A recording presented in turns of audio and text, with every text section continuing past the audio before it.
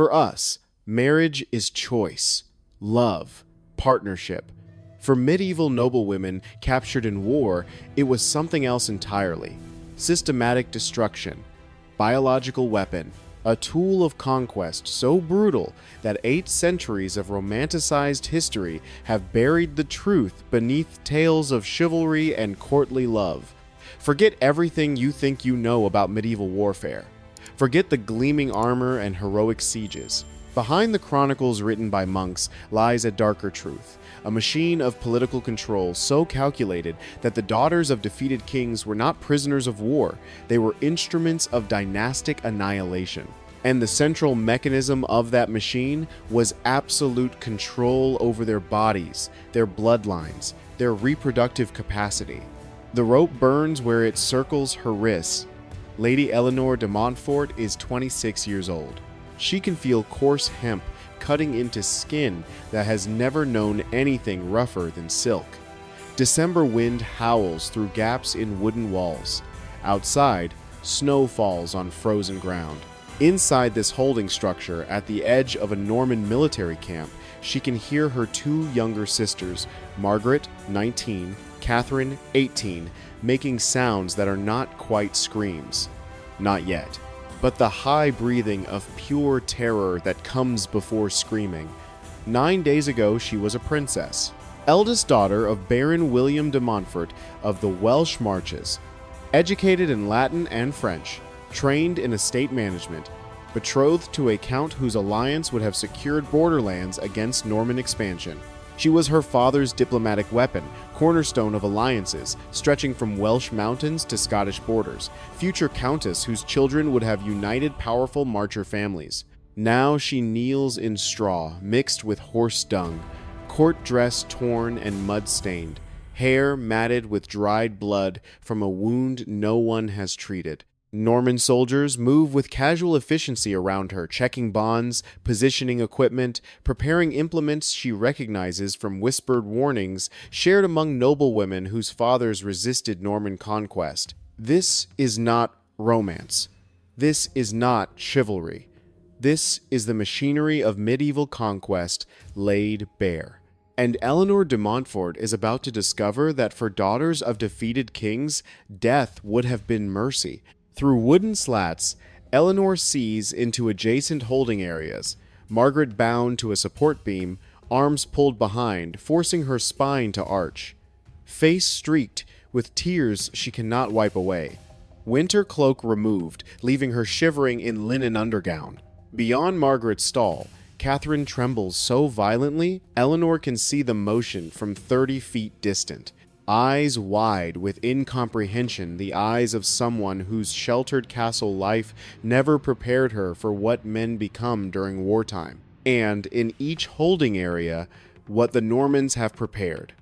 Destriers, massive war horses bred for cavalry charges, animals weighing over 1,000 pounds, selected for size and aggressive temperament. Handlers hold the stallions with experienced grips, men who know exactly what these beasts will do when released toward bound, helpless women. Horses, already agitated, sensing fear in confined space, snorting clouds of vapor in winter cold. Eleanor has heard of this punishment. Every noble family bordering Norman territories heard of it, whispered in solar chambers, warned about in castle chapels. The Normans employed it as calculated terror.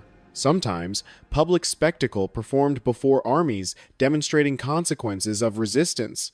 Sometimes, private sessions in military camps where only soldiers witnessed what occurred. But always the war horses, always women bound in positions, leaving them exposed, defenseless, always destroying not just bodies but bloodlines, ensuring captive noblewomen could never become rallying points for rebellion, could never bear sons who might challenge Norman authority, could never function as mothers to claimants threatening conquest stability.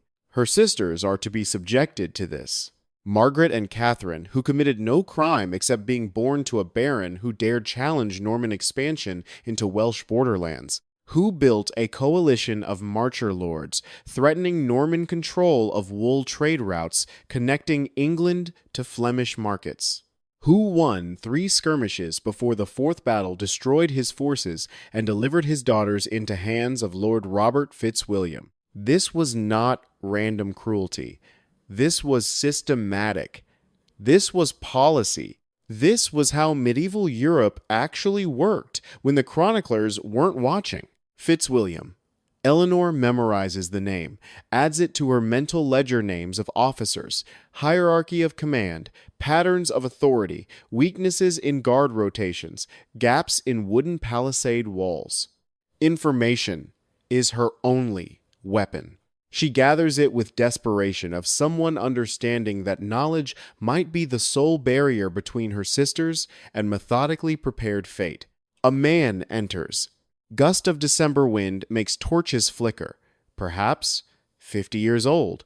Male, hauberk, and blue-gold surcoat of senior Norman commander, face bearing weathered marks of decades of winter campaigns in hostile territories.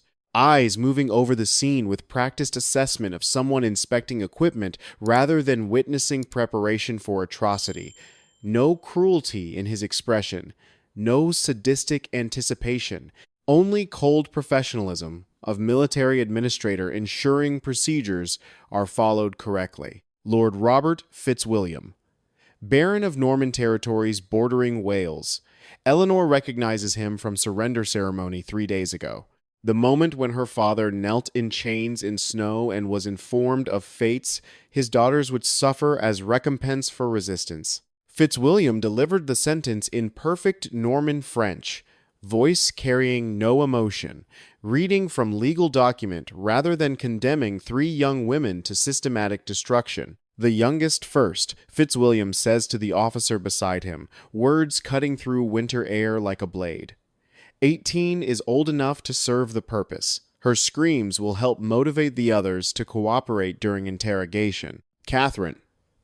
They're starting with Catherine. The sister who still has nightmares, who climbs into Eleanor's bed seeking comfort, who loves music and embroidery, who has never harmed anyone in her sheltered existence. Eleanor feels something shift inside her chest, fear that paralyzed her since capture does not disappear, but it recedes, pushed aside by something older, stronger, the protective instinct governing her entire life since their mother died, bringing a stillborn son into the world 7 years ago. She will not stop protecting them now.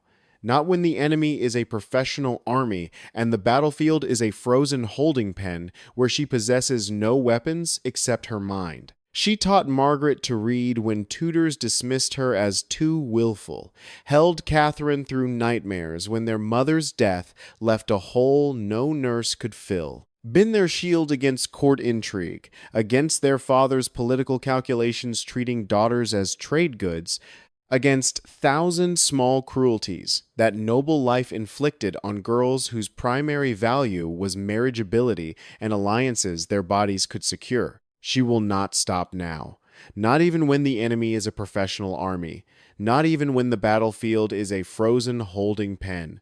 Not even when she possesses no weapons except strategic thinking. Lord Fitzwilliam. Her voice emerges steadier than expected, cutting through ambient sounds, nervous stamping of horses' hooves, creak of leather harnesses being adjusted, murmured conversations of soldiers performing assigned tasks.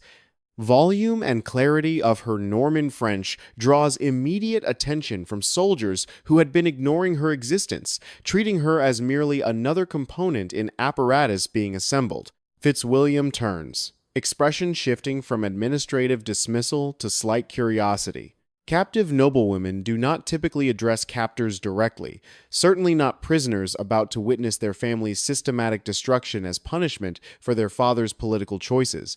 The Welsh lady speaks civilized French, he observes, surprise entering his voice. Norman lords generally expected Welsh nobility to speak only barbaric native tongue, perhaps crude Latin learned from monks. What could the daughter of a defeated rebel possibly have to say that would interest a representative of King William's justice? An offer, Eleanor says. mind racing through calculations she has been rehearsing since she first understood what fate awaited her family. One that will benefit you and your king far more than watching children scream in a stable. She sees interest flicker in weathered features. Normans are pragmatic above all else.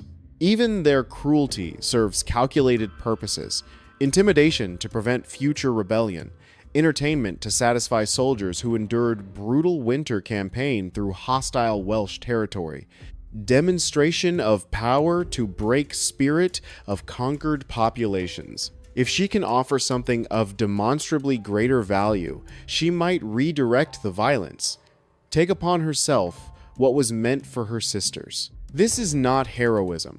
This is arithmetic, cold calculation that one life might purchase two others. The mathematics of survival in a system designed to destroy everything she loves. What offer? Fitzwilliam asks, gesturing for officers to pause preparations.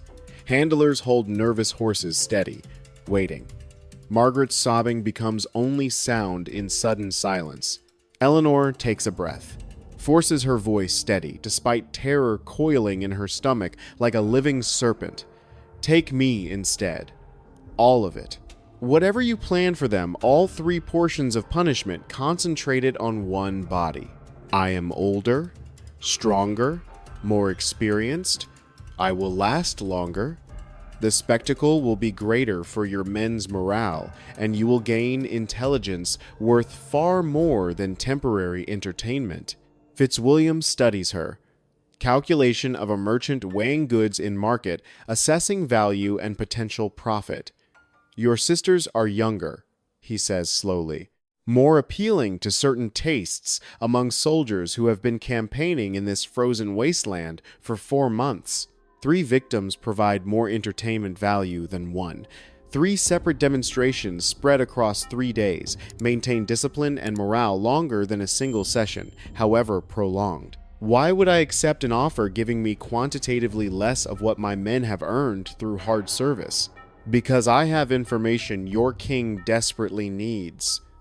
Eleanor is gambling now, mixing truth with strategic fabrication in proportions she calculated carefully during 9 days of captivity.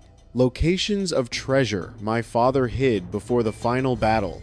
Gold and silver he moved from castle vaults to secret locations your soldiers will never find through random searching. Names of Norman knights he bribed to provide intelligence about your troop movements and supply routes during the campaign. Routes of wool merchant networks he controlled through marriage alliances, routes King William wants to dominate to fund his continental ambitions. She watches him process this, watches arithmetic happen behind his eyes. Normans are not sentimental about anything, but they are intensely ambitious. Ambition can be leveraged by someone who understands what drives men to seek advancement in feudal systems where status and wealth flow from royal favor. This is the game, not strength against strength, information against violence, intelligence against brutality. The only battlefield where a bound woman facing professional soldiers has any chance of victory. I could torture the information from you, Fitzwilliam observes, with calm certainty of a man accustomed to extracting intelligence through systematic violence.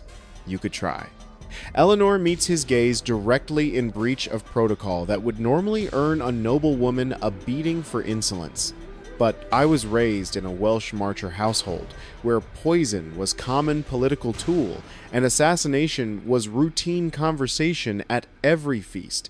I watched my mother's sister die from a rival baron's agent, putting hemlock in her wine.